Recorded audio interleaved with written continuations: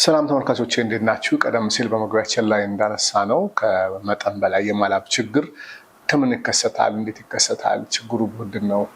በምን ምክንያትስ ሊመጣ ይችላል? ሕክምናው አለው ወይ? አንድ ሰውስ ችግር አለብኝ ብሎ እንዴት ሊያውቅ ይችላል? እና መሰል ጥያቄዎችን እንዲመልሱልን እንግዳ እዚህ ስቱዲዮአችን ጋብዣለሁ። እንግዳዬ እንግዲህ ራሳቸውን ያስተዋውቁልናል። ከእሳቸው ማስተዋወቁ በኋላ እና ስለ ልምዳቸው ሀሳባቸውን ያነሱልንና ወደ ጥያቄ እገባለሁኝ። ዶክተር ህይወት እንግዲህ ይባላሉ። እስቲ እዚህ ስቱዲዮአችን ቃለመጠይቁን ለማድረግ ፈቃደኛ ስለሆንሽ በጣም እጅግ አድርጌ አመሰግናለሁ ዶክተር ህይወት። በቅድሚያ እስቲ ራስሽን በደንብ አስተዋውቂልን ለተመልካቾቻችን። ስሜ ዶክተር ህይወት እንግዳወቅ ይባላል። የቆዳና የአባላዘር ሐኪም ነኝ። ከተመረኩ ስራ ላይ ካለው 2 ዓመት ይሆነኛል ማለት ነው። እስቲ አሁን ከምናነሳው ሀሳብ ጋር በተገናኘ የቆዳ ወይም ደግሞ ሐኪም ከመሆንሽ ጋር ተያይዞ የላብና የቆዳ ሕክምና ይያዛል ወይ የሚለው ለነስቲ እና ይሄ ከዛ ጋር አያይዘን አንድ ላይ የሃይፐርድሮሲስ ወይም ደግሞ ከመጠን በላይ ማላብ ማለት ምን ማለት ነው የሚለው እንዴ? እሺ መጀመሪያ ላብ ማለት ማንኛውም ሰው ይኖረዋል። ላብ የሚፈጠረው ምንድነው? ስዌት ግላንድ የምንለው አለ። እሱ በተለያየ ምክንያት ለምሳሌ ያክል ኤክሰርሳይዝ ስናደርግ ኤንቫይሮንመንቱ ሆት ሲሆን ስትረስ ሲኖር ሊመነጭ ይችላል። ግን ሃይፐርሃይድሮሲስ የምንለው ከዚህ ከመጠን በላይ የሆነ ላብ ሲያጋጥመን ሃይፐርሃይድሮሲስ ወይ ደግሞ ከመጠን በላይ ላብ እንለዋለን ማለት ነው። ይህ ችግር አለ የምንለው መቼ ነው? እሺ መጀመሪያ ሃይፐርሃይድሮሲስ ለሁለት እንከፍለዋለን። ፕራይመሪ እና ሰከንደሪ ሃይፐርሃይድሮሲስ የምንለው። ፕራይመሪ ሃይድሮሲስ የምንለው ምንድነው? ሰው ልጅ አንደኛ ያ ሰው የሚፈጠርበት ፕራይመሪ ሃይድሮሲስ እድሜው ይወስነዋል። እድሜው ከ25 ዓመት በታች የሆነ ሰው ማታ ይሄ ላቡ ማቆም፣ እንደገና ደግሞ ሲፈጠር ላቡ ደግሞ ዩኒላተራል ብቻ አይደለም ባይላተራል ነው። ማለትም አሁን ላብ ላይ ከሆነ ብብት ላይ ከሆነ ሁለቱም ብብት፣ እጃችን ላይ ከሆነ ሁለቱም እጃችን፣ እግራችን ላይ ከሆነ ሁለቱም እግራችን ላይ ነው የሚያለበን። ፕላስ ደግሞ በቤተሰብም እንደዚህ የማላብ ችግር ሊኖር ይችላል ማለት ነው። ሰከንደሪ የምንለው ግን ያው ከቆዳ ጋር ያን ያህል ግንኙነት የለውም። የውስጥ ችግሮች ሲኖሩ ለምሳሌ ያክል ካንሰር፣ የቲቢ ማለት የሳምባ ነቀርሳ በሽታ ሲኖር እና የተለያዩ በሽታዎች እንደ ሰከንደሪ። ይሄ ሰከንደሪ ማታ ላይ አይቆምም። እንደው ማታ ላይ ነው የሚበሰው። ከዛኛው የተለየው እድሜም እንደዚሁ እድሜም በትንሽም በትልቅም እድሜ ሊሆን ይችላል የሚከሰተው። ፕራይመሪ ግን ቅድም እንዳልኩት ያ ሰው ሊነሳበት የሚችለው ከ25 ዓመት በታች ከሆነ ነው። እንደ ክራይቴሪያም ስላለው ከ25 ዓመት በታች መሆን አለበት ፕራይመሪ ሃይድሮሲስ ለማለት የጀመረው ማለት ነው። ስለዚህ ያኛው ግን ሰከንደሪው በተለያየ የእድሜ ክልል ሊከሰት ይችላል ማለት ነው። እስቲ አሁን እንግዲህ አለ የሚባለው በምን ይከፈላል? ፕራይመሪ ሰከንደሪ እያልን እያነሳ ነው የምንገኘው። ችግሩ ደግሞ በሁለት አይነት መልኩ ነው ፕራይመሪ ሰከንደሪ አለው ብለናል። የነዛ ችግሮችን ደግሞ በምን መልኩ መክፈል እንዳለብን ነግረሽናል። ብዙ ጊዜ ግን ብዙ ወጣቶች በተለይ ደግሞ የዚህ ችግር ተጠቂ ቢሆኑ እጃቸውን እግራቸውን በጣም የሚያልባቸው ሰዎች አሉና ይህ ችግር አለብን ብለው ሊገነዘው የሚገባው ምን አይነት ችግሮች ሲያዩ ወይም ደግሞ ምን አይነት ከመጠን በላይ ሲያልብ ነው ሊባል ይችላል? እንደዚህ የምንለው አንደኛ የምንሰራው አሁን ለምሳሌ ያ ሰው ጸሐፊ ከሆነ መጻፍ እስከሚያቅተው ድረስ የሚያስቸግረው ላቡ ወረቀቱን የሚያበላሽበት ከሆነ አናጺ ምንም ከሆነ የስራው ላይ ተጽዕኖ ሲያደርግበት ያው ያ ሰው ይገነዘበዋል ማለት ነው። እንዳልኩት ደግሞ 2 ሳይድ መሆን አለበት። ዩዥሊ 2 ሳይድ ነው የሚያጠቃው። ሌላው ደግሞ እድሜም እንደተባለው እድሜም ወሳኝነት አለው በፋሚሊ እና ይሄ ችግር ግን ማላቡ ማታ ግን ደህና ይሆናል። ሲሰራ ቀን ላይ ነው በጣም የሚያስቸግረው። ያንን ግንዛቤ ውስጥ በማድረግ እንደዚህ መምጣት ይችላል። እንደገና ሌላ ፖይንት ደግሞ እዚህ ላይ ምንድነው ስፔሻሊ ወጣቶች ላይ የምናየው ማለት ነው። ወጣቶች ላይ ሳይሸትም እንደገና ላቡም ያን ያህል ሳያስቸግረው እንደዚህ ሳይኮሎጂካሊ ኢፌክት ያለው ነገር አለ ማለት ያ ሰው ምንም ነገር ሳይኖረው ሳይኮሎጂካሊ ኢምፓክት አለው። ሌላው ፖይንት ደግሞ እሱ ነው። ስለዚህ አንዳንዴም ከቆዳና ከውስጥ ደዌ ሕክምና ለየት ብሎ ሳይኮሎጂካልም ሰፖርት በዚህ ምክንያት የሚያስፈልገውም ብዙ ከስተመሮች ወይም ብዙ ፔሸንቶች አሉና እነዚህም አንድ ሌላ ምክንያት ነው ማለት ነው። ምናልባት ከቤተሰብ የሚወረስ ነገር አለው ወይስ? ትክክል። ጄኔቲክስ እንደ ክራይቴሪያ ፋሚሊ ሂስትሪ ራሱ አንድ በሽታው አለ ብለን እንደ ክራይቴሪያ የምንወስደው ፋክተር ነው ማለት ነው። እንግዲህ አንስተናል ብዙ ጊዜ የሚስተዋሉ የሚታዩ ችግሮች አሉና ከኮንፊደንስ ማጣት ጋርም የሚያያዝ ነገሮች አሉት። በተለይ ደግሞ እግር ላይ በብዛት እንግዲህ ያው ወጣቶች በብዛት ችግሩ አለ ብለው የሚያምኑ ወጣቶች በእድሜም ደረጃ ሊከፋፍለው እንችላለን። ከኮንፊደንስ ጋር የሚያያዝ ነገር በዚህ እድሜ ይህን ያህል ደረጃ ከፍ ሊል ይችላል፣ በዚህ እድሜ ዝቅ ሊል ይችላል ወይስ ከበድ እያለ ሲመጣ ይሄ ነው ደረጃው ብሎ ደረጃ መስጠት ይቻላል? ብዙ ጊዜ ወጣቶች ላይ በብዛት የእግር ጋር ስለሚያያዝ ነው። ያው ደረጃ እንኳን የለውም እንዳልኩ እንደዚህ እንከፍለዋለን ነው እንጂ ደረጃ ይሄን ያህል ደረጃ ምናምን ተብሎ የሚወጣለት በሕክምና የለም። ግን ኖርማሊ ትክክል ነው። ወንዶች ላይ ጫማ በማላብ ማለት ላቡ አይደለም ያንን ነገር የሚያመጣው። ከሱ ጋር ተያይዞ በብዛት ሽፍን ጫማ የምናደርግ ከሆነ ጫማችንን ማንቀይር፣ ካልሲያችንን ማንቀይር ከሆነ ያ ላብ ሰውነታችን ላይ የሚኖሩ ባክቴሪያዎች፣ ፈንገሶች አሉ። እነዛ ደግሞ ለመራቢያ ባክግራውንድ ይሆናል። ሲራባ ያ ፈንገስ እና ባክቴሪያ የሚያመጡት ሽታ ነው እንጂ ላቡ በራሱ አይደለም ያንን ሽታ የሚፈጥረው። ስለዚህ ያው ከንጽህና ጋርም ሽታው ይያያዛል። ላቡ ግን ከንጽህና ጋር ይያያዛል። ላቡ እንደ መነሻ ሆኖ እነዛ ባክቴሪያ እና ፈንገሶች ሲራቡ ሽታውን እንዲመጣ ያደርጉልናል። ስለዚህ ጫማችንን ቶሎ መቀያየር፣ አትሊስት 24 ሰዓት ንፋስ እንዲያገኝ ማድረግ፣ ካልሲያችንን ማጠብ፣ እነዚህ ንጽህናዎች ጋር ተያያዥነት አለ። ስፔሻሊ የእግር ሲሆን አሁን ሁለት ነገሮችን ማንሳት ፈለግኩኝ። በተለይ ብዙ ወጣቶች እኛ ጋር ጥያቄም ስለሚጠይቁ ነው። አንደኛው የብብት ነው፣ ሁለተኛው ከጫማ ጋር የተያያዘ ነው። እነዚህ ችግሮች በቀላሉ በንጽህና ብቻ መቆም ይችላሉ ወይስ ወደ ሕክምና ተቋም መሄድ ይችላሉ? አንቺም ካጋጠመሽ ገጠመኝ ጋር አያይዘሽ፣ ምክንያቱም ስራው ስላለሽ ከዛ ጋር አያይዘሽ የምታነሽልኝ ሀሳብ ሊሆን ይችላል ብዬ ነው። ሕክምና ላይ የሚያስመጣ ነገር አለ። ፕላስ ደግሞ እዛው ቤታችን ሶልቭ ማድረግ የምንችላቸው ነገሮች አሉ። ለምሳሌ አሁን በቀላሉ ያ ሰው ዶድራንት፣ አንቲፐርስፐንት የማይጠቀም ከሆነ ላቡን እና ሽታውን መከላከያ የማይጠቀም ከሆነ መጀመሪያ እሱን መሞከር አለበት ቤት ውስጥ። ሁለቱን የሚያዙ አሉ። ለምሳሌ ዶድራንት ሽታውን ነው ሶልቭ የሚያደርግልን። አንቲፐርስፐንት ደግሞ ላቡን ከመጠን በላይ ያለውን ላብ ለመቀነስ ይረዳል። ስለዚህ እንደዚህ አይነት ኮምቢኔሽን ያላቸው ሮሎች አሉ ገበያ ላይ ማለት ነው። እነሱን ተጠቅሞ ያን ያህል ለውጥ የማይኖረው ከሆነ ያ ሰው እንትን ማለት ይችላል። ሕክምና ላይ መጥቶ የሕክምናውን አገልግሎት ማግኘት ይችላል ማለት ነው። ኦኬ። ከኮንፊደንስ ጋር በተያያዘ በራስ መተማመናቸው ወጣቶች ያው እንግዲህ እንደምታውቂው በተለይ ደግሞ ሴት ከሆኑ ደግሞ በጣም ያሳስባቸዋል። ከዛ ጋር ተያይዞ ምን ታያለሽ እዛ ላይ ወደ ሕክምናው ወደ ሌሎች ነገሮች ከመሄዳችን በፊት? ቅድም እንዳነሳሁት ማለት ነው ኦቨር ዘ ካውንተር የሚገኙትን እነዛ ነገሮች መጠቀም ይችላል። ፕላስ ልብሳችንን ዛሬ ካደረግን ድጋሚ ነገር ማድረግ የለብንም። ወይ ንፋስ መቶት ወይ አጥበን እንደዚህ መደረግ አለበት። ሌላ ደግሞ የምናደርጋቸው ልብሶችም ያን ያህል ከቻለን ሲንቴቲክ ያልሆኑ ያ ችግር ካለብን ማለት ነው ሲንቴቲክ ያልሆኑ ልብሶችን አለማድረግ፣ ኮተን የሆነ ሞር እነዚህ ምቾት ያላቸው። ከዛ ሻወር ማድረግ ቦዲያችንንም እንደዚሁ ሽታ ባላቸው ሳሙናዎች ሻወር ማድረግም እነዚህ ነገሮችን ሶልቭ ሊያደርግልን ይችላል።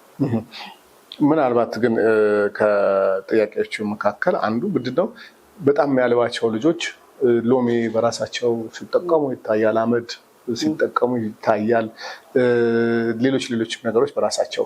እንደዚህ አይነት ችግሮችን ወደ ሕክምና ተቋም መምጣት አለባቸው በራሳቸው መውሰድ አለባቸው? አንዳንዴ መድኃኒትም ከሆነ መጠኑ መታወቅ አለበት። ሎሚስ ደግሞ ዝም ብሎ እግር ላይ ቀብቶ ካልሲ አድርጎ መሄድ በራሱ የሚፈጥራቸው ችግሮች አሉ ወይስ በተለምዶ የሚደረጉ ነገሮች ላይ ደግሞ ያለሽን ሀሳብ ስትይ?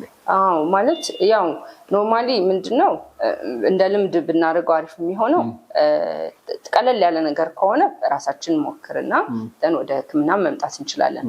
ግን እኔ ኖርማሊ ሎሚ ማድረጉን አመድ ማድረጉን ሰፖርት አናደርግም። ምክንያቱም የራሳቸው ጎንዮሽ ጉዳት ስለሚኖራቸው ሎሚም እንደሚታወቀው አሲዳማ ነው። ስለዚህ ቆዳችንን እንዲጎዳ ያደርጋል። ቆዳችን ደግሞ መሰነጣጠቅ ካለው ሞር ያልኩ ሰውነታችን ላይ ያሉት እነዚህ ባክቴሪያ፣ ፈንገሶች ተመችቷቸው ፔኔትሬት አድርገው ኢንፌክሽን እንዲፈጠር ያደርጋል። ስለዚህ እነዚህ ነገር አድቫይዝ አናደርግም። ያው ሕክምና አለው። ስለዚህ ሕክምና ስላለው ያ ሰው የተቸገረውን ነገር የቆዳ ሐኪም ጋር ሄዶ ማማከር ይችላል ማለት ነው። ሕክምናውንም በተገቢ ሁኔታ ማግኘት ይችላል። እንደሌላው ያው ትንሽ ያስቸግራል፣ መከታተል ያስፈልጋል። ያንን ነገር ግን በትዕግስት አድርጎ ተከታትሎ ግን በደንብ ለውጥ የሚመጣበት የሕክምና ዘርፍ ነው። በጣም ቆንጆ ሀሳብ ነው። እንግዲህ ዶክተር ህይወት እየሰጠሽ ያለሽው ጥሩ የሆነና ግልጽ የሆነ ፈጠን ያለ መልሶች ናቸው። እንግዲህ ብዙ ትምህርት ያገኙበታል ብዬ እናስባለን። ምናልባት ግን ቀደም ብለሽ ካነሳሽው ሀሳብ ጋር በተገናኘ አንዳንድ ጊዜ ችግሮችን በቸልተኝነት የማለፍ ነገር ብዙ ወጣቶች ላይ ያጋጥመኛል። በተለይ ደግሞ ቲኔጀር ላይ ያሉ ልጆች ገና በወጣትነት በአፍላ ወጣትነት ላይ ያሉ ወጣቶች ምንም የማይመስላቸው ወጣቶች አሉ። እየቆየ ሲመጣ የሚያመጣው ችግር አለው ወይ? ከመጠን በላይ የማላብ ችግር ያው እንዳልኩ ቅድም የሚያመጣው ችግር ሰልፍ ኮንፊደንስ ማጣት ነው። በራስ መተማመን አለመኖር ደግሞ ብዙ ችግሮች ያመጣል። ማለት ስራ ላይ ያለው ቤተሰብ ጋር አለመምራት ድረስ ስራ አለመስራት ድረስ ያደርሳል። ይሄ ትልቅ ኢምፓክት ነው እና ያው በጤናችን ላይ እንትን ባይለንም ግን ይሄ ነገር ኢምፓክት አድርሶ ራስ እስከ ማጥፋት፣ ቤተሰብ ጋር አለመቀላቀል፣ ጓደኛ ጋር አለመቀላቀል እንደዚህ ያክል ጉዳቶችን ያደርሳል። ይሄ ትልቅ ኢምፓክት ነው። አንድ ጊዜ ጠየቀን ጥያቄያችን እጄን በጣም ከመጠን በላይ ያለበኛል፣ እግሬ እንኳን እንደዛ አያልበኝም እና ሰዎችም ሰላም ማለት አልችልም፣ በራሴ ላይ መተማመን አጥቻለሁኝ እና ለዛ ነገር እንደ ውስጥ በእናንተ በኩል የሚደረግ ነገር አለ ወይ ብሏል። እንደዚህ አይነት ጥያቄዎች በብዛት ሊመጡ ይችላሉ ብዬ ስለማሰብ ነው። ይህም ፕሮግራም የሚከታተሉ ሰዎችም ብዙ ላይ ሳስባቸው ይችላል ብዬ ስላሰብኩ ነው። ለዚህ ልጅ ምን አይነት ምላሽ ያለሽ? ያው ጥያቄዎቹን እንደ ቅድም እንዳልነው ሲሜትሪክ መሆኑ ወደ ፕራይመሪ ወይ ደግሞ ኤሴንሻል ሃይፐርሃይድሮሲስ ይመራናል። ከዛ እድሜው ስንት ነው? እድሜውም አስፈላጊ ነው፣ ከ25 ዓመት በታች መሆኑን እና ይህንን ተገንዝበን ፕራይመሪ ሃይድሮሲስ ከሆነ መድኃኒቶች አሉት። መድኃኒቶቹ እንደ ደረጃው መጀመሪያ የሚቀመማለን፣ የተለያዩ ፕሮሲጀሮችም አሉ፣ ላይክ ቦቶክስ ኢንጀክሽን ያገርም ይሰጣል። እነዚህ ነገሮችን ማድረግ ይችላል ማለት ነው። ስለዚህ ቆዳ ሐኪሙን መጥቶ አማክሮ መጀመሪያ ያለውን ስቴት አማክረን የሕክምና ዘርፎችን ተነጋግረን ይወሰንና ያንን ሕክምና ይወስዳል ማለት ነው።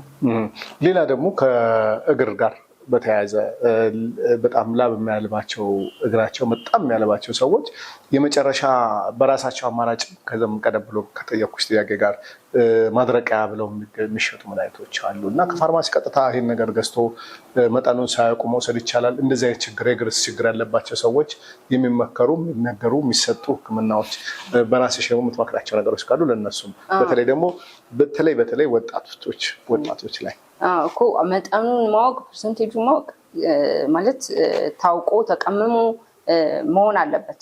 እንዳልኩ የራሱ ጉዳት አለው።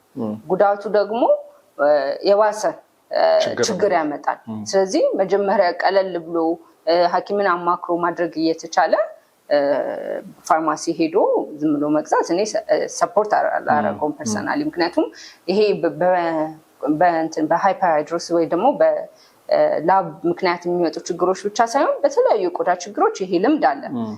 ስለ ፋርማሲ ሄዶ ገዝቶ እምቢ ሲላቸው የሆነ ነገር ሲሆኑ የመምጣት ይህን ነገር በጣም ችግር ስለሚያስከትል ያው ሐኪምን አማክሮ ማድረግ አለበት። አሁን የቆዳ ሕክምና ለበፊት አይደለም። የተለያዩ መንግስት ሆስፒታሎችም የግል ላይ በደንብ ስላለ ሐኪምን አማክሮ ማድረግ ይሻላል። እስቲ ወደ መጨረሻው ነድ አጠቃላይ እንግዲህ ጥያቄዎችን ወደ ከነ መፍትሄያቸው ነው እያነሳሽ ያለሽው እና ከጥያቄዎች በፊት አንድ ላይ እያያሽው ስለሆነ በጣም አመሰግናለሁ።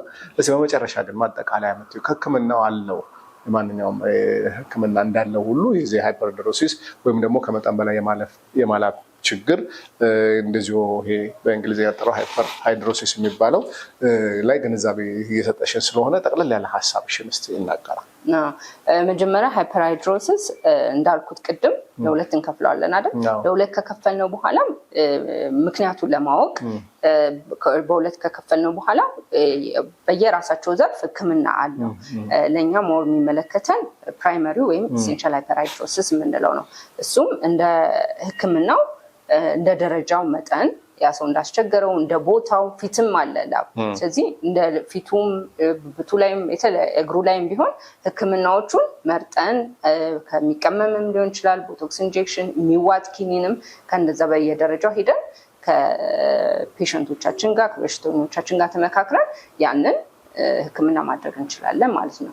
ተጨማሪም ሳይኮሎጂካል ሰፖርት እያደረግን ማለት ነው እንጂ በራሳቸው የሚወስኗቸው ነገሮች ባይኖሩ የምትመክረው ሀሳብ ከዚሁ ጋር ካለ? አዎ፣ በራስ ተገዝቶ ያጋጥመናል። መድኃኒቶቹን ተቀብተው እጃቸው ቆስሎ እና የሚመጡ ሰዎች አሉ። ስለዚህ ያንን ከመድረሱ በፊት ማለት ያኛው ችግር እያለ ሳይፈታ ሌላ ችግር መፍጠር ስለሆነ ያንን ባይደረግ ነው አድቫይስ ምናምን። በቀላሉ በመጀመሪያ ደረጃ ተብሎ ሊሞከር የሚችለው ምክንያቱም የሚታወቅ ነው። ከመጠን በላይ ያለባቸው ሰው ላብ ያለባቸው ሰዎች ያውቁታል። አንዳንድ ጊዜ ወደ ሐኪም ዘንድ ሄዶ ፕሮሰስ የማድረግም ነገር ስንፍናም ሊኖር ይችላል። ብዙ ጊዜ የሚስተዋሉ ችግሮች አሉ። ከዛ ጋር ተያይዞ ግን የመጀመሪያ ደረጃ የህክምና ሂደት ወይም ደግሞ ይህን ቢያደርጉ ብለሽ የምትመክረው ነገር ይኖራል ወይስ ኖርማሊ ሐኪም ቤት ሳይመጡ ምንም ነገር መደረግ የለበትም?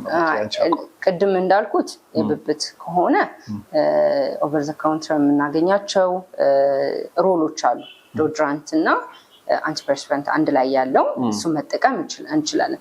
የእጅና የእግር ላብ ከሆነ ግን ግዴታ ሐኪም ቤት መጥተው ፕሪስክራይብ ተደርጎ ነው መድኃኒቱ ወጥቶ መጠቀም ያለባቸው። እንዴት መጠቀም አለባቸው፣ እንዴት መሆን አለበት የሚለውን ከሐኪማቸው ጋር ተነጋግረው ነው ማድረግ ያለባቸው። በጣም አመሰግናለሁ ዶክተር ህይወት የቆዳና የአባላዘር ህክምና ሐኪም ናት። እዚሁ ስቱዲዮ በሃንቴድ ስቱዲዮ በኩል መታ መረጃዎችን ስላጋራችን እና በጣም ለሚያሳስባቸው ወጣቶች ለሰጠሽው ማብራሪያ እጅግ አድርጌ አመሰግናለሁ። በመጨረሻ ቀረ የምትይው መልዕክት ካለ ከዚህ ጋር የተያያዘ እድሉን ልስጥ።